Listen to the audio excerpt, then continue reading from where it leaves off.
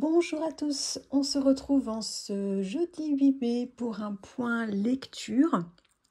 Et je voulais vous parler de deux romans dont il était largement temps de parler puisque je les ai lus au mois de mars.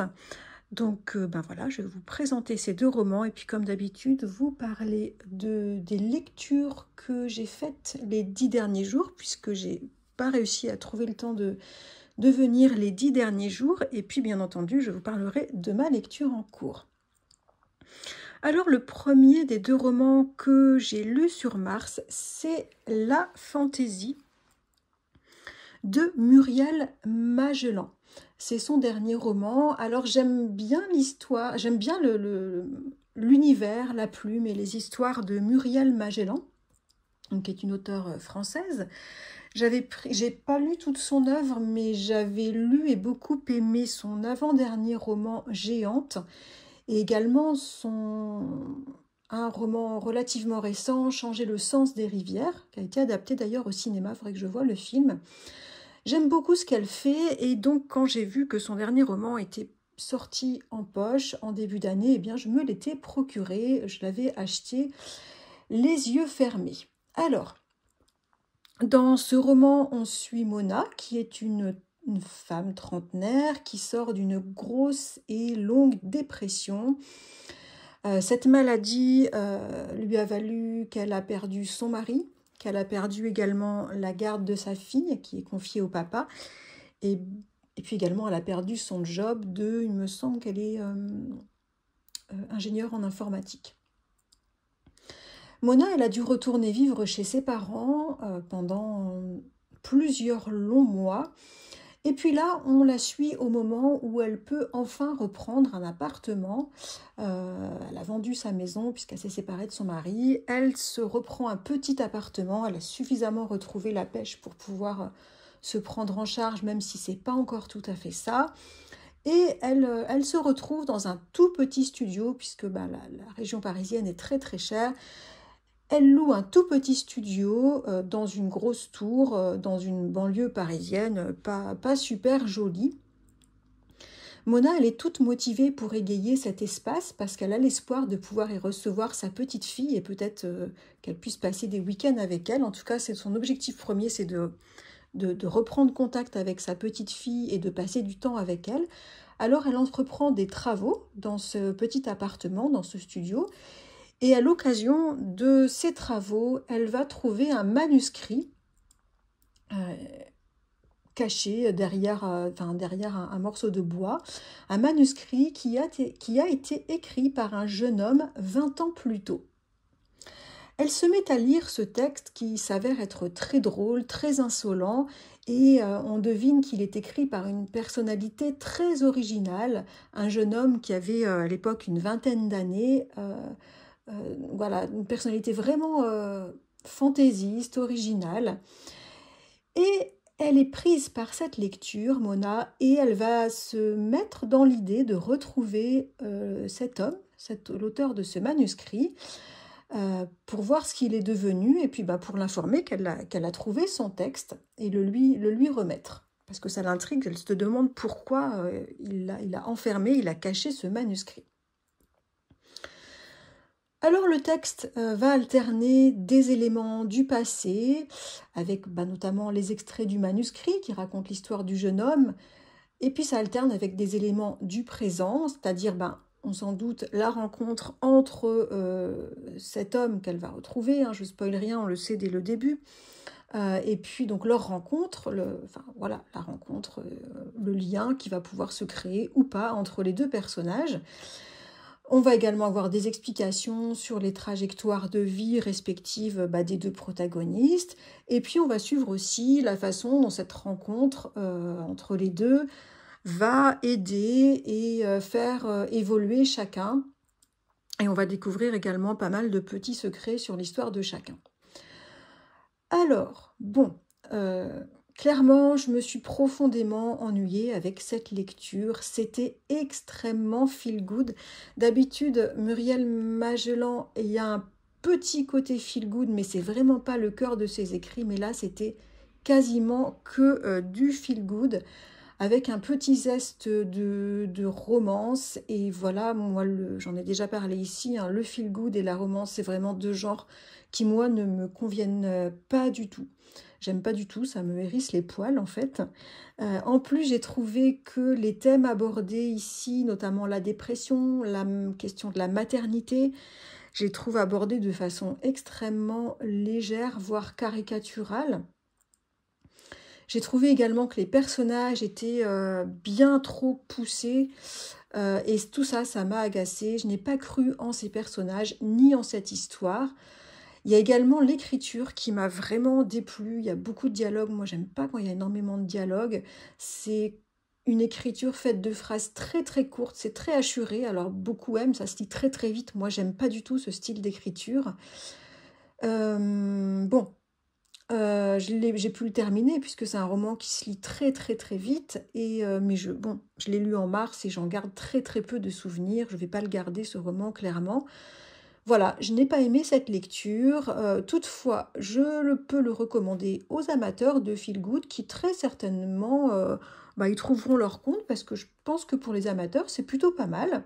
Moi, c'est vrai que c'est un genre que je ne supporte pas, donc et bien évidemment, je m'y attendais pas du tout et ça l'a pas fait du tout. Voilà pour mon ressenti de lecture du dernier roman de Muriel Magellan, La Fantaisie, et on peut le trouver en poche chez J'ai lu. Alors, autre roman que j'ai lu au mois de mars, et alors là, vraiment gros coup de cœur. Et je remercie encore Pamela de la chaîne Pam au Japon de m'en avoir parlé en début d'année, puisque je m'étais précipitée pour le trouver, je l'avais trouvé d'occasion. Il s'agit du roman de Hans Fallada, un auteur allemand, et le titre c'est « Seul dans Berlin ». Alors, ce roman nous plonge, donc il a été écrit, ce roman, dans les début des années 60, donc par un écrivain allemand, et il était paru en 1965. On va être plongé dans la vie quotidienne des habitants de Berlin dans les années entre 40 et 43, donc en plein joug du nazisme. Les habitants sont contraints de plier les chines, d'accepter des postes pour l'industrie de la guerre, d'accepter la faim, d'accepter le manque de tout. Et voilà qu'on va être immergé dans la vie d'un immeuble de Berlin. Un immeuble où, comme partout en Allemagne, règne la méfiance et la délation. On se retrouve donc dans un climat apocalyptique qui fait se terrer les plus sages et se déployer affreusement les plus faibles ou bien les personnalités détraquées. Alors des gens très différents vivent dans cet immeuble. Il y a une vieille femme juive qui est absolument terrifiée à l'idée de se faire dépouiller. Un tout jeune SS qui prend du galon et qui tient sa famille et l'immeuble à sa botte. Il y a un vieux magistrat assez bizarre et renfermé qui ne semble vivre que la nuit. Il y a un gardien profiteur. On va rencontrer également une postière qui n'en peut plus de son bon à rien de mari et qui n'en peut plus également de distribuer des lettres annonçant aux familles le malheur. Et puis, dans cet immeuble vivent également les Kangel, un couple d'ouvriers cinquantenaires, des gens très simples et très discrets, solitaires, des gens très solitaires, sans histoire. Et les Kangel viennent de recevoir une lettre de la postière et ils viennent d'apprendre la mort au front de leur seul enfant. Ils sont dévastés, ils sont révoltés par ce qui se passe dans leur pays et sans appartenir ni connaître aucun réseau, ils vont décider d'entrer en résistance à leur manière. Chaque dimanche, ils vont écrire des discours anti-Hitler sur des cartes postales qu'ils vont disséminer ensuite très discrètement durant la semaine dans toute la ville. Ils vont être protégés un certain temps par leur aspect passe-partout, hein, leur simplicité, leur vie solitaire, leur côté sans histoire. Voilà, personne ne va soupçonner ce couple, mais c'est sans compter sur le climat d'observation permanente de la ville et sur la délation devenue banale. Et un long jeu de chats et de souris va se mettre en place entre les Kangel et la Gestapo. Le suspense et la tension sont très fortes dans cette histoire dont on connaît hélas la fin, puisque ça c'est dit dès le début, enfin dès la 4e de couverture on le sait. Ce roman reprend une histoire vraie, celle d'Otto et d'Élise Ampel, qui ont été exécutés le 8 avril 1943. On va suivre la longue descente aux enfers du couple Kangel, tout ce qu'ils vont vivre d'atrocités et de violence, mais aussi on va suivre tout le déploiement dans ce qu'ils vont vivre, dans l'horreur qu'ils vont vivre. Ils vont réussir à déployer toute leur dignité, tout leur courage. On va suivre leurs rencontres, ils vont faire certaines rencontres dans cet enfer, et aussi on va suivre le cheminement de leurs réflexions personnelles sur plein de thèmes très intéressants. On va suivre également les parcours de vie d'autres personnages à qui il arrive tout plein d'histoires, et ces histoires vont être tout aussi prenantes que celles des Kangel et vont parfois se croiser. Alors j'ai beaucoup aimé cette lecture. La narration, elle est très très bien menée, la plume, elle est riche et fluide, elle n'est pas du tout vieillotte pour un roman écrit au début des années 60, j'étais vraiment bluffée. C'est très agréable à lire, malgré toute l'horreur des faits décrits. Et en plus, les personnages sont fouillés et complexes. J'ai aimé que le but, ce que j'ai compris du but de ce texte, ce n'était pas de faire flamber les émotions, de nous faire nous apitoyer, puisque les faits suffisent d'eux-mêmes. Ce n'était pas non plus de nous faire juger, mais plutôt de nous immerger dans du quotidien pour nous faire réfléchir en profondeur sur plein de thématiques autour de la liberté, autour du fonctionnement de l'être humain. C'était passionnant. J'ai trouvé ce texte bourré d'humanité et d'intelligence. L'humour côtoie l'horreur, la joie côtoie la mort, l'absurde côtoie la violence, c'est tout en finesse. L'auteur nous parle de la lâcheté humaine et il nous fait prendre conscience de la profondeur, vraiment la grande profondeur de ce terme résister, de toute l'abnégation de soi que résister implique, de toute la douleur physique et psychique que ça implique également, de tout l'amour de l'humanité que que cet acte de résister exige. Et voilà, c'est un terme résister qui ne peut pas se résumer à une réflexion seule ou à un acte isolé. C'est bien plus fort que ça et c'était très très intéressant.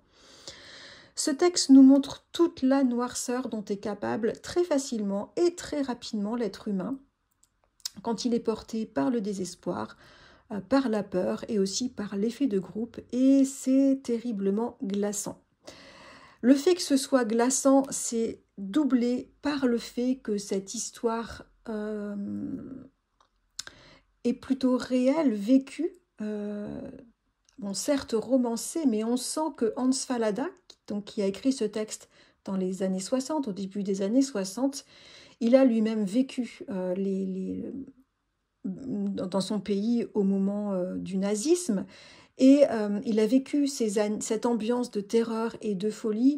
On sent qu'il sait de quoi il parle et ça rend le texte encore plus effrayant. J'ai trouvé que c'est un roman absolument essentiel à lire sur l'absurdité de la guerre, sur les atrocités, mais aussi sur le courage dont est capable l'être humain. Moi, ça va être une pépite de ma bibliothèque. Je suis justement en train en ce moment de faire du tri dans mes livres, tous les livres dont je n'ai aucun souvenir, qui ne m'ont pas marqué. Soit je les vends, soit je les mets en boîte à livres en ce moment, et je ne garde que ceux qui m'ont le plus parlé dans ma vie de lectrice, et notamment celui-ci va y figurer. C'est vraiment une lecture, je pense que beaucoup l'ont lu, mais pour ceux qui ne l'auraient pas lu, une lecture vraiment que je recommande. Hans Fallada, Seul dans Berlin. Au niveau de mes lectures récentes, les 10 derniers jours passés, j'ai lu un roman, je crois que j'étais en train de le lire, me semble, au niveau du dernier point lecture. J'ai lu Leçon de grec de Han Kang, auteure coréenne. J'en parlerai le plus vite possible en point lecture. J'ai également lu un roman serbo-croate de Slađana Nina Perković qui s'intitule Dans le fossé. Très réjouissant, j'ai beaucoup aimé cette lecture, j'en parle très vite également. Et je suis en train de lire dans le cadre du challenge des auteurs italiens Le gang des rêves de Luca Di Fulvio, voilà je le prononce bien, Di Fulvio, un roman que j'avais commencé il y a 4 ans, puis abandonné, et puis j'avais décidé de le reprendre grâce à ce challenge. C'était l'occasion de le ressortir pour voir si ça me plaisait. J'ai presque terminé, voilà.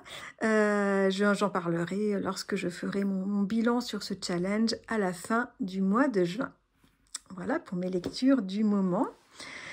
Et je voulais vous laisser sur quelques petites photos d'une chouette exposition que je suis allée voir sur Paris il y a une bonne semaine. Vous avez pu en voir un tout petit bout dans les petits clips du début de cette vidéo. C'est une exposition intitulée Aubusson-Tis Tolkien. C'est une exposition gratuite à Paris en ce moment jusqu'au 18 mai qui se situe dans le quartier latin au collège des Bernardins, qui est un très très beau bâtiment à voir également. En fait, la fabrique d'Aubusson, donc des tapisseries d'Aubusson, ils avaient fait spécialement pour le 70e anniversaire de la parution du Seigneur des Anneaux, ils avaient décidé, il y a à peu près 10 ans, de faire quelques tapisseries présentant les scènes illustrées par Tolkien dans son livre initial. Ils ont mis environ 7 ans pour faire tout ce travail et ça fait des toiles en laine absolument magique, féerique, et si vous en avez l'occasion, je vous recommande ce petit passage, c'est vraiment un chouette moment, et je vous laisse avec ces quelques photos en toute fin de vidéo. J'espère que vous faites en ce moment de très belles lectures, dites-moi tout dans les commentaires, et on se retrouve très vite pour un prochain point lecture. À bientôt!